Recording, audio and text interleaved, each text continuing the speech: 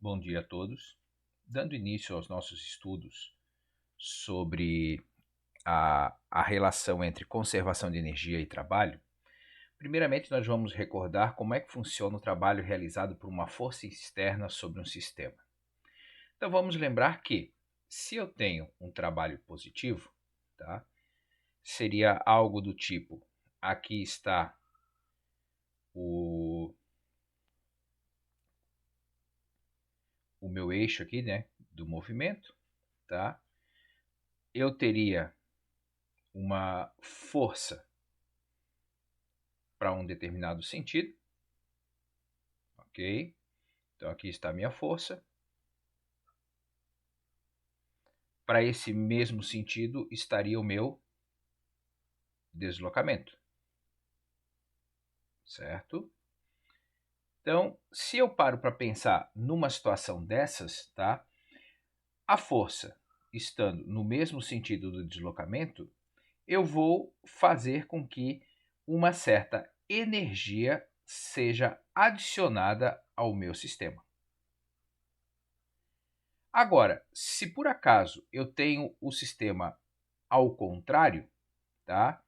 Então, novamente, o que eu vou ter? Eu vou ter aqui a minha trajetória, tá? Eu, por exemplo, continuo tendo o mesmo deslocamento para a direita, tá? Só que agora a minha força ela vai ser para a esquerda,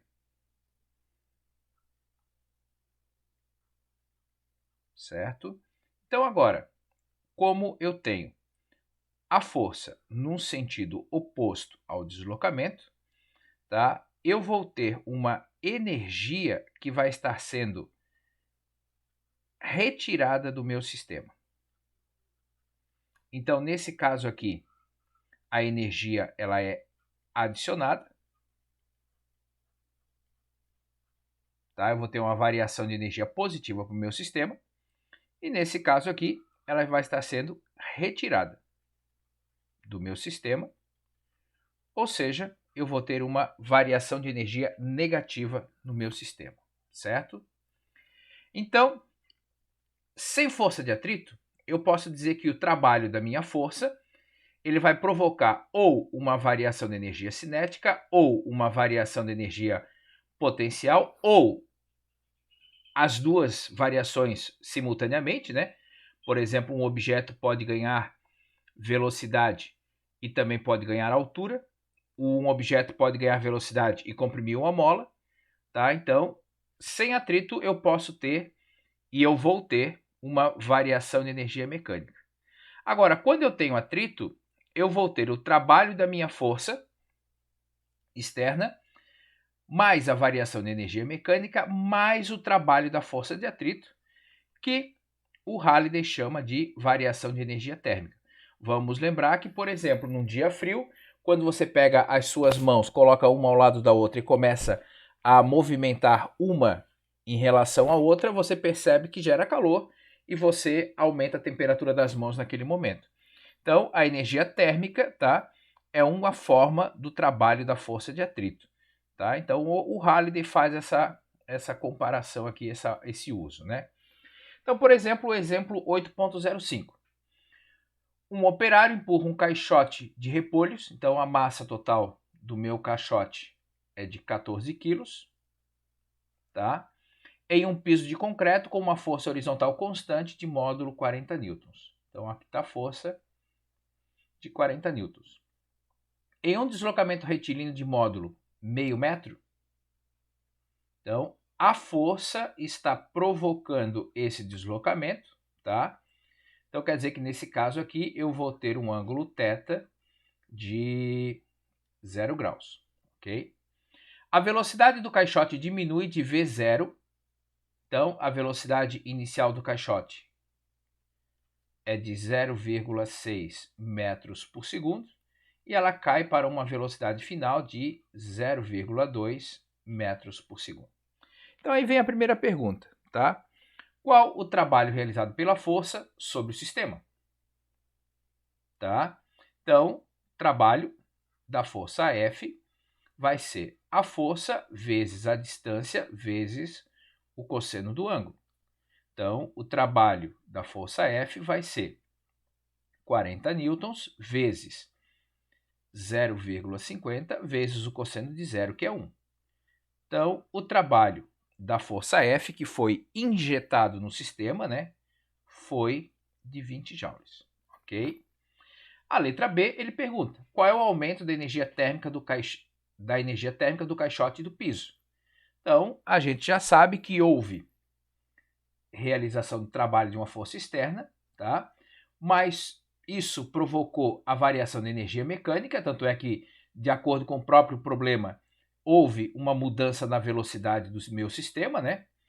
Mas a variação da energia térmica do piso, tá? Então, esse trabalho aqui nós já calculamos, são os meus 20 joules, tá? Essa variação de energia aqui é de acordo com os dados do problema cinética, então vai ficar o quê? Massa vezes a velocidade final ao quadrado sobre 2, menos massa vezes a velocidade inicial ao quadrado sobre 2, mais a variação da energia térmica, tá certo? Então, o trabalho, 20 joules, massa vezes velocidade, a massa do caixote é 14, velocidade final é 0,2,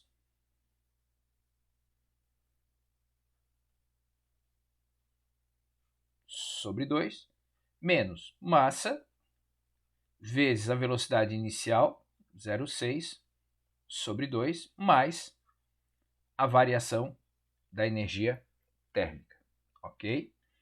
Então, quando eu subo isso daqui, o que eu percebo? Opa! Que essa variação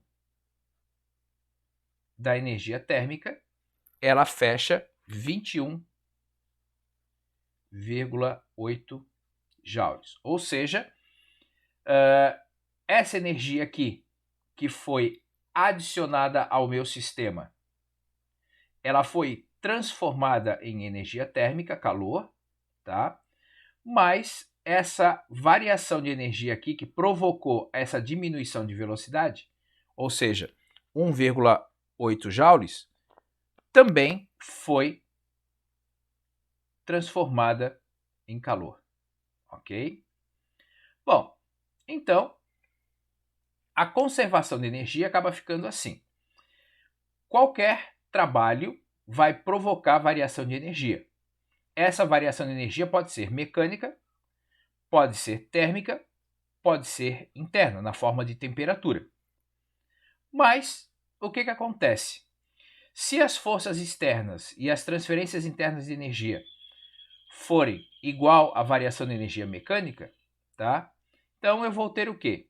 O trabalho da força externa, F vezes D vezes cosseno de φ, igual à variação da energia potencial mais a variação da energia cinética. Se eu tenho um sistema isolado, ou seja, eu não tenho uma força externa atuando, então a variação da minha energia vai ser zero. Então, a variação da energia mecânica mais a variação da energia térmica mais a variação da energia interna tem que dar zero. Se houver aqui alguma mudança da energia, é porque houve a conversão de uma modalidade de energia na outra ou na outra, tá? E por fim, sobre os conteúdos, né? Nós temos aqui para falar sobre potência, mas esse item sobre potência já foi falado nos capítulos anteriores, né? Então a potência, ela é uma relação entre energia e trabalho, tá?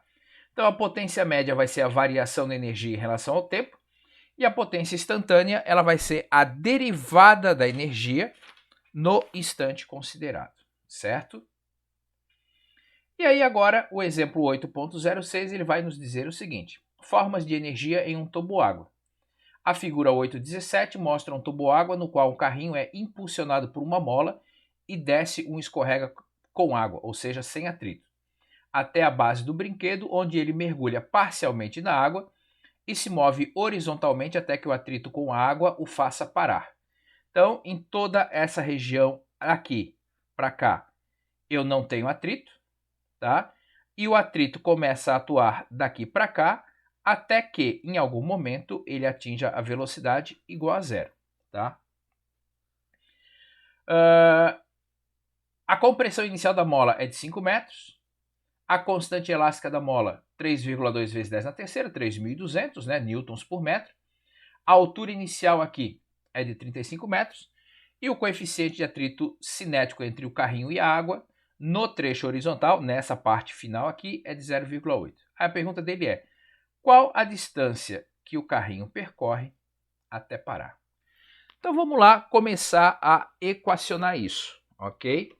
Então a gente sabe que ao longo de toda essa descida, a energia mecânica permanece constante, certo?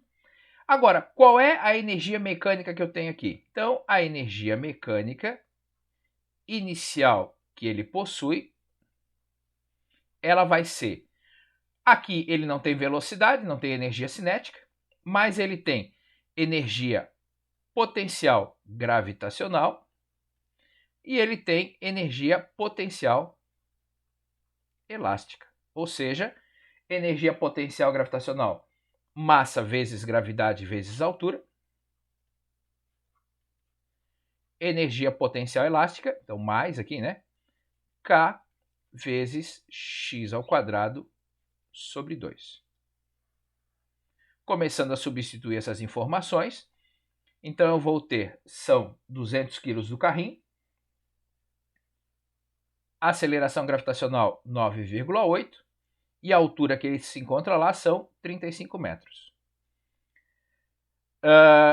Constante elástica da mola, 3.200. A mola foi comprimida por 5 metros. Isso faz com que a energia que foi fornecida ao carrinho devido à energia potencial gravitacional mais energia potencial elástica, ela fecha 108.600 joules de energia. Agora, essa energia aqui, quando chegou aqui embaixo, então vamos lá, ele chegou nesse ponto aqui com uma energia mecânica de 108.600 joules. Essa energia mecânica, para que ele pare, tá? Para que ele atinja a velocidade igual a zero, ela vai precisar ser consumida pela força de atrito, tá? Então vamos lá. Então vamos pensar o seguinte: o trabalho da força de atrito vai ser igual à força de atrito vezes a distância vezes o cosseno do ângulo, tá? Vamos lembrar que a força de atrito ela é oposta ao deslocamento, então vai ser o cosseno de 180 graus, né? Certo? Então, qual que vai ter que ser o trabalho da força de atrito? O trabalho da força de atrito é consumir esses 108.600 joules, ou seja, menos 108.600 joules. Como é que eu calculo a força de atrito? Vai ser o coeficiente de atrito cinético vezes a força normal, vezes a distância, vezes o cosseno de 180 graus, que é menos 1. Então, esse menos 1 aqui, com esse sinal negativo lá da frente, eles acabam se anulando, né? Então, eu vou ter 108.600 igual coeficiente de atrito cinético é 0,8. No movimento horizontal, a força normal é igual à força gravitacional, ou seja, massa vezes a aceleração gravitacional, e aí eu consigo calcular essa distância. E essa distância, então, até que o carrinho pare, ela vai ser de 69,26 metros. Tá? Então, isso significa dizer o quê? Significa dizer que, tendo sido fornecido ao meu sistema aqui uma energia potencial elástica referente à compressão da mola, uma energia potencial gravitacional, referente à altura que ele se encontra em relação ao solo, tá? E essa energia, ao longo de toda essa descida, não foi consumida, quando chegou aqui, essa energia vai precisar ser consumida por alguém, porque senão simplesmente ele continuaria pela primeira lei de Newton, né, em linha reta com velocidade constante. Tá? Então o que acontece? Essa energia aqui, de 108.600 joules, vai ser consumida pela força de atrito. E essa força de atrito me diz que, com essas características de uma energia, de um coeficiente de atrito cinético de 0,800, tá? Ele vai precisar andar quase 70 metros até parar. Bons estudos para vocês, um grande abraço, tchau, tchau.